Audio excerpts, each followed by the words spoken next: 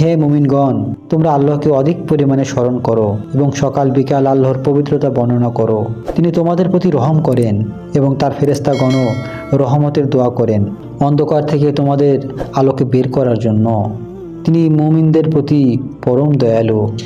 যেদিন আল্লাহর সাথে মিলিত হবে সেদিন তাদের অভিবাদন হবে সালাম। তিনি তাদের জন্য সম্মানজনক পুরস্কার প্রস্তুত রেখেছে। প্রিয় দর্শক, যদি সকাল সন্ধ্যায় কোরআন তেলাওয়াত করেন, মাসনুন দোয়া ও জিকির সমূহ করেন, তাহলে আপনার জন্য কতগুলো পুরস্কার রয়েছে।